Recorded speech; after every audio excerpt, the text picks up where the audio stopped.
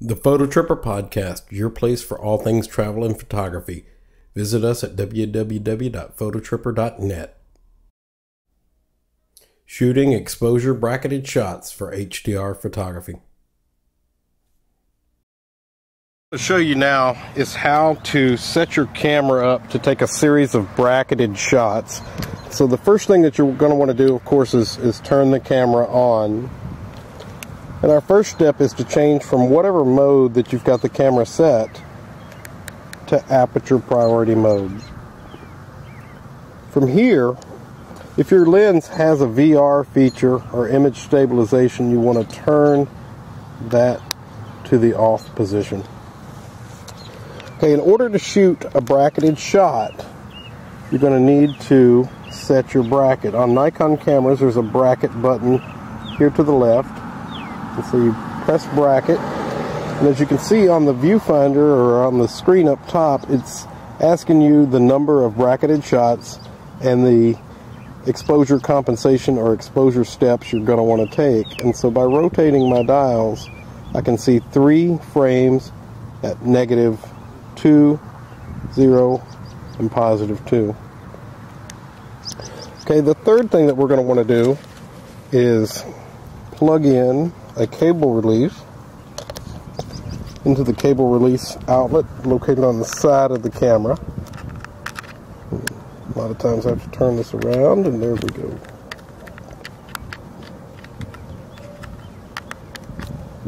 Okay, now once we've got the cable release in, we could go ahead and shoot. What I recommend that you do is, if you can, change your camera's shooting mode to continuous, indicated here by a continuous set of frames. And so from this point, we're going to want to mount the camera on the tripod. I'm using a Black Rapid R strap, and I've got a quick release mount mounted to the tripod outlet on the bottom of the camera. This one has a metal loop. I highly recommend, if you're going to use one of these, to get one with a metal loop in order to attach the strap to. And so I'm going to go ahead and mount the camera onto the tripod. And from this point forward, it's just a simple matter of getting your focus. Remove the lens cap here. Getting your subject in focus. And then setting your focal points within the lens itself to show as many focal points as it possibly can. And so a lot of times when you're doing this, you'll see that one of your focal points or one of your focus areas is activated, but not all of them. And so you want to set your focus to where you get as many of them as you possibly can showing up in the viewfinder. And so once you've got as many of them as you can get, you want to then take your shots. You want to do it as quickly as possible, because clouds move and wind blows trees and grass and that kind of thing, and you don't really want any movement in your picture, or as little as possible. And so once you've got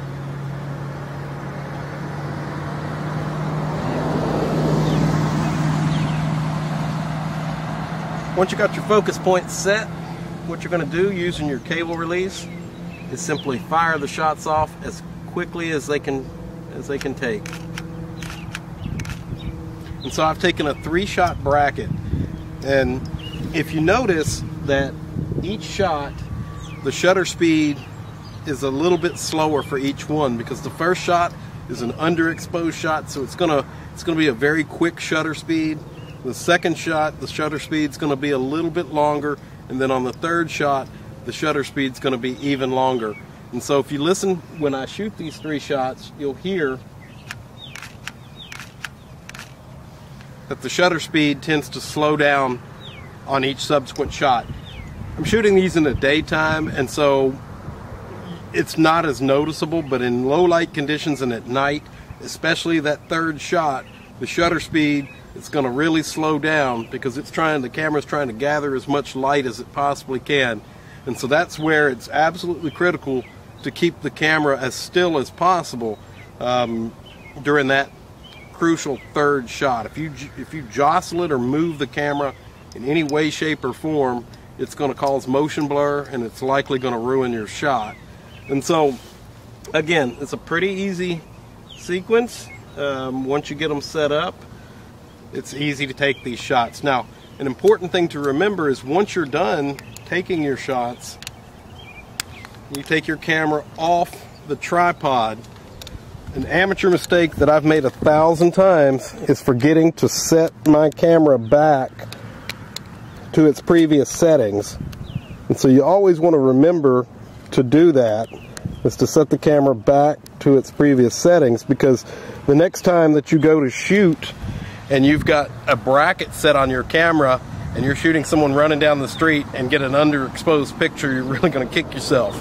And I've done that 1,000 times. And so get yourself into the habit of every time that you shoot an HDR shot to go through the motions of changing your settings for the bracketed shot, and then when you're done to set those settings back to their original settings, and that'll save you a lot of heartache. And so that's a quick tutorial on how to shoot bracketed HDR shots. The Phototripper Podcast, your place for all things photography and travel. Visit us at www.phototripper.net.